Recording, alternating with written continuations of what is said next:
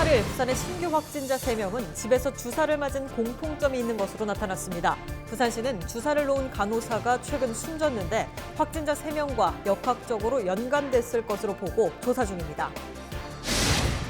미포에서 송정까지 달리는 해운대 해변 열차가 개통 이틀 만에 탈선했습니다. 열차 바퀴가 선로에서 이탈하며 승객 15명이 대피했고 사업자는 열차에 대한 정밀 점검에 들어갔습니다. 부산 대부분 지역의 아동 급식카드 지원 규모가 한 끼에 5천 원에 불과해 전국 평균에도 못 미치고 있습니다. 지역 아동센터 등 단체 급식소를 제외하면 편의점에서의 사용이 가장 많은 것으로 나타났습니다. 기장군에 들어설 예정인 한국야구 명예전당이 수년째 첫 삽조차 뜨지 못하고 있습니다.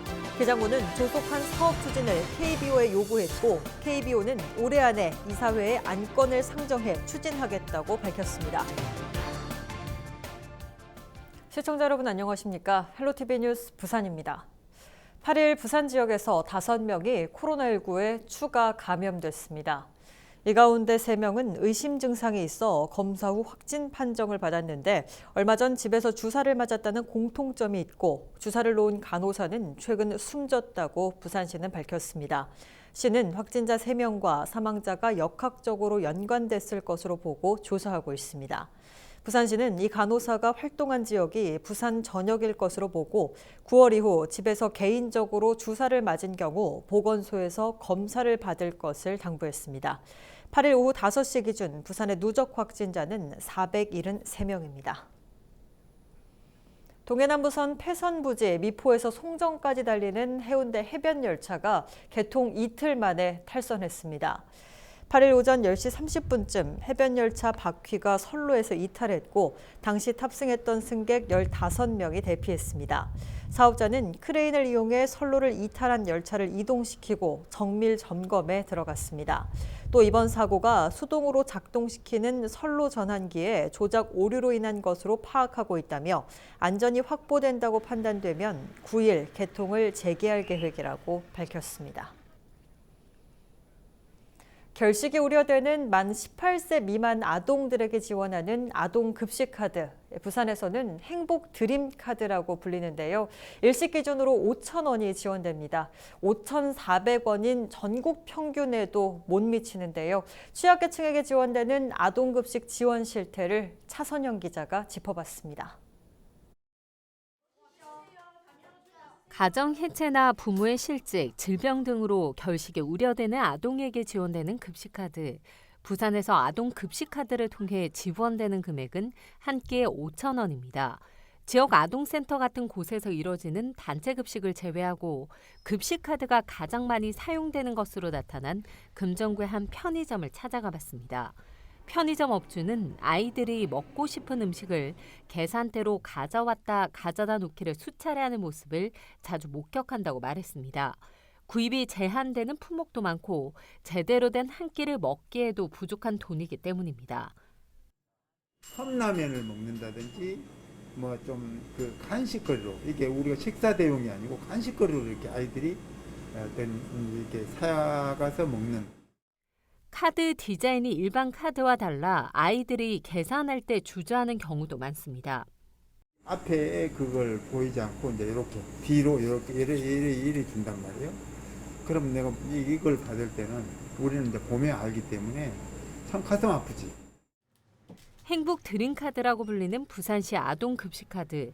가정 형편상 제대로 된 한 끼를 챙겨 먹지 못하는 아이들에게 지원되지만 실제로는 밥상 격차를 줄이지 못하는 모습입니다.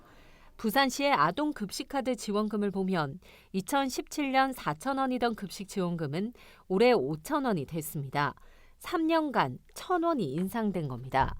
올해 기준으로 구비를 자체 투입해 지원금을 확대한 지자체는 중과 기장군, 해운대구 3곳에 불과합니다. 이외 13개 지자체는 모두 한 끼에 5천 원을 지원하고 있는데 전국 평균에도 못 미치는 수준입니다. 올해 서울과 경기도는 6천 원, 서초구는 9천 원을 지원하고 있습니다. 한국소비자원에서 공시한 부산 지역 외식비를 보면 냉면이나 김치찌개도 5천 원이 훌쩍 넘습니다. 결식 아동들이 한 끼 식사를 해결하는데 편의점 도시락과 삼각김밥, 라면으로 때우는 경우가 많을 수밖에 없는 겁니다. 자라는 우리 아이들이 부모의 경제력이나 여러 가지 외적인 사정 때문에 먹는 음식에서 차이를 느끼면 안 된다고 생각합니다. 이것들을 주민들과 가장 가까이 있는 구의회에서 먼저 챙겨야 된다. 그리고 구청에서 아이들 아동급식의 질은 충분히 담보할 수 있도록 노력해야 된다. 내년에 부산시에선 한 끼 기준 6,000원으로 인상하는 계획을 내놨습니다. 사각지대에 있는 결식 아동을 찾는 실태 조사도 함께 할 필요가 있어 보입니다. 헬로티비 뉴스 차선영입니다. 한국 야구 100년 그리고 프로야구 30년을 기념하기 위해 KBO가 2011년 한국 야구 명예의 전당 건립을 추진했습니다. 당시 서울과 인천 등 수도권 도시와의 치열한 경쟁 끝에 부산의 기장군이 한국 야구 명예의 전당을 어렵게 유치했는데요. 그런데 치열했던 유치 경쟁과는 달리 아직까지 첫 삽조차 뜨지 못하고 있습니다. 올해는 가능할까요? 서울에서 김현정 기자가 보도합니다. 정규 야구장 4명과 리틀 야구장, 소프트볼 구장이 들어서 있는 기장 현대차 드림볼파크. 기장군에서 280억, 현대차에서 85억 원을 투입해 건립됐습니다. 이후 이곳에서 세계 여자 야구 월드컵과 세계 청소년 야구 선수권 대회가 열리는 등 기장이 야구의 메카로 자리 잡고 있습니다. 기장군은 여기에 120억 원을 투입해 실내 야구 연습장과 야구 체험관을 21년 착공할 계획입니다. 이 모든 시설은 한국 야구 100년, 프로야구 30년을 기념하기 위한 한국 야구 명예의 전당을 위해서입니다. 지난 2014년 KBO와 부산시 그리고 기장군의 한국 야구 명예의 전당 건립 실시 협약 조건에 따른 것입니다. 야구장과 부대 시설은 만들어져 있는데 정작 들어서야 할 한국 야구 명예의 전당은 빈 부지만 있을 뿐 수년째 감감무소식입니다. 오규석 기장군수는 7일 한국야구위원회 정운찬 총재를 만나 야구 명예의 전당의 조속한 추진을 촉구했습니다. 우리 기장군은 한국 야구 명예의 전당 건립 사업에 있어서 KBO 측에서 요구한 모든 조건들을 충실히 이행을 해왔습니다. KBO는 한국 야구 명예의 전당 건립 사업을 당초 약속대로 빠른 시일 내에 책임지고 추진해야 합니다. 기장군은 한국야구 명예의 전당 건립 주체를 부산시에서 기장군으로 변경하고 설계와 건축 공사를 담당키로 했습니다. 또한 매년 최대 5억 원의 운영비를 지원하겠다는 통 큰 입장을 밝혔습니다. KBO에서는 올해 3월 한국 야구의 각종 기록물과 사료들을 담은 디지털 야구 박물관을 만드는 등 야구 명예의 전당 건립을 준비해 왔다며 연내 이사회의 안건을 상정해 추진하겠다고 밝혔습니다. 한국 야구 100년사가 담길 야구 명예의 전당. 2011년부터 추진되어 온 사업이 어느덧 10년 차에 접어들고 있습니다.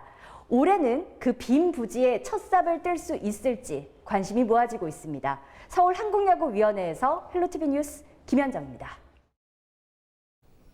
8일 부산에 강풍주의보가 내려진 가운데 건물 외벽과 간판이 떨어지는 피해가 잇따랐습니다.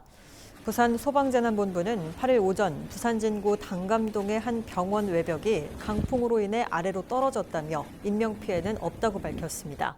또 부산 진구 전포동에서 건물 유리창이 깨지는 등 곳곳에서 피해가 이어졌습니다. 부산지방기상청은 남해안의 해안도로와 해안대교에는 10일 아침까지 최대 순간 풍속 초속 20m가량의 강풍이 부는 곳이 있겠다며 각별한 주의를 당부했습니다. 부산 지역의 스쿨존 내 불법 노상주차장 폐지 진행률이 전국에서 가장 낮은 것으로 나타났습니다. 국회 행정안전위원회 한병도 의원이 행정안전부로부터 받은 국정감사 자료를 보면 부산의 폐지 대상인 스쿨존 불법 노상주차장은 모두 21곳인데 이 가운데 47%인 10곳만 폐지돼 13개 시도 중 가장 저조했습니다.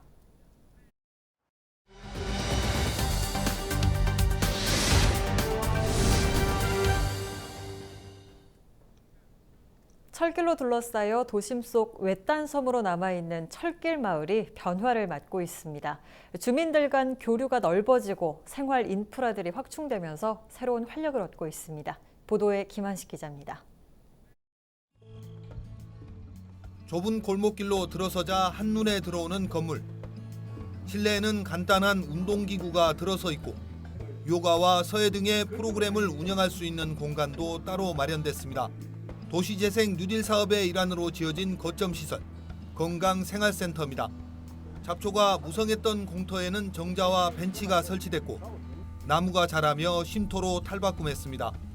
코로나19로 찾는 사람들이 줄었지만 도심 속 작은 공원은 지역 주민들에게 소중한 공간입니다. 이처럼 마련된 공간들은 주민들의 교류의 장이 됐습니다. 만날 장소가 없었는데 지금은 거점 시설이 들어오니까 사랑방이 생기고 사랑방에서 도란도란 앉아서 동네 일에 대해서 서로 상의하고 의논할 수 있는 수십여 년간 세월의 흐름에서 비껴나 있던 철길 마을은 도시재생 사업과 함께 변하기 시작했습니다. 어둡고 칙칙했던 마을 입구 터널은 아기자기한 벽화들로 가득 찼고 벽에도 화사한 꽃이 피었습니다. 불과 얼마 전까지 회색빛이었던 담장에는 보시는 것처럼 형형색색 색이 입혀졌고 마을 분위기도 밝게 변했습니다. 주민 안전을 위해 일정한 간격으로 소화전이 설치됐고 보행 환경 개선 사업도 진행됩니다. 주민들의 의견을 수렴해 사업 분야를 선정하는가 하면 세부적인 내용까지 주민들이 직접 결정했습니다. 도시재생 사업은 올해로 마무리되지만 주민과 행정의 협력은 지속됩니다. 사업이 끝나더라도 주민 협의체하고 소통을 하면서 주민들이 이제 스스로 마을 문제를 해결할 수 있기 때문에 해야 되기 때문에 건의 들어오는 사항에 대해서는 우리 행정 쪽에서 최대한 지원해주는 서포트해주는 쪽으로. 깨부수고 무너뜨리는 개발이 아닌 삶의 터전을 지키고 함께하는 도시재생이 주민들의 삶에도 변화를 가져오고 있습니다. 헬로티비 뉴스 김한식입니다.